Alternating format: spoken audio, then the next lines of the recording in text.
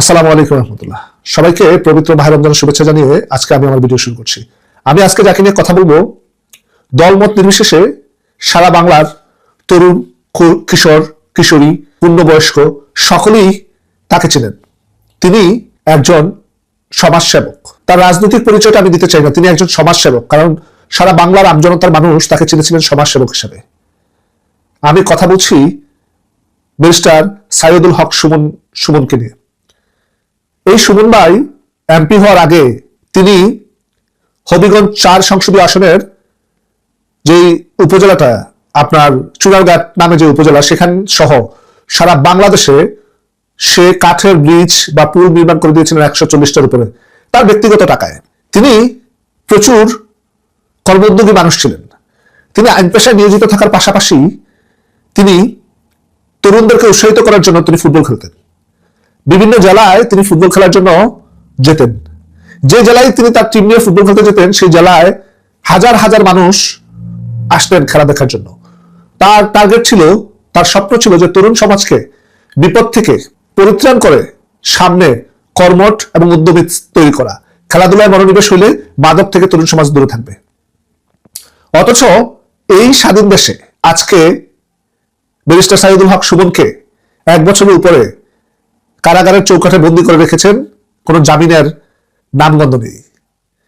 Barrister Suman 5 আগস্টের পরে চাইলে চলে যেতে পারতেন। ব্যারিস্টার সুমন চলে যাননি। তিনি আইনের প্রতি শ্রদ্ধাশীল, কারণ যে মানুষটা মহান আইন পেশায় নিয়োজিত ছিলেন, সেই মানুষটা কি করে আইনের প্রতি শ্রদ্ধাশীল না হন। তিনি তার ফেসবুকে একটা পোস্ট দিয়ে পুলিশের হাতে গ্রেপ্তার হয়েছিলেন, কিন্তু তিনি জানতেন না সরকার পরিবর্তনের সাথে সাথে বাংলাদেশের আইনটাকে কতিপয় মানুষ কুক্ষিগত করে তাদের নিজেদের স্বার্থে ব্যবহার করবেন। আমি চ্যালেঞ্জ করে বলছি, হবিগঞ্জ 4 আসনে ব্যারিস্টার সুমন ত্রয়োদশ সংসদীয় নির্বাচনে আমাদের একজন মন্ত্রীকে হারিয়েছিলেন।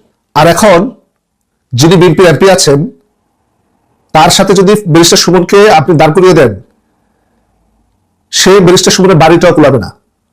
আমি চ্যালেঞ্জ করে বলছি, ব্যারিস্টার সুমন কোনো অপরাধ করেনি।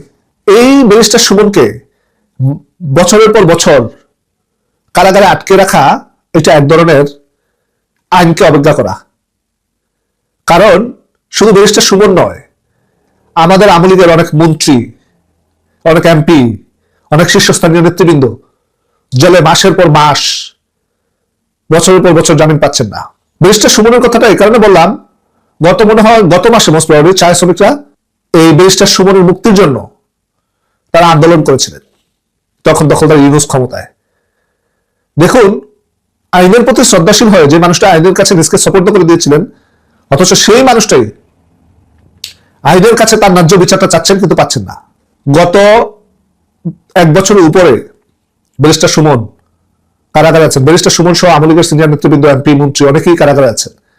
কারো ক্ষেত্রেই তারা ন্যায্য বিচারটা করছে না। দেখেন, আমাদের নারায়ণগঞ্জের সাবেক মেয়র আইডিয়া পা হঠাৎ করে পত্রপত্রিকা আসলো, ওনার জামিন হয়ে গেছে।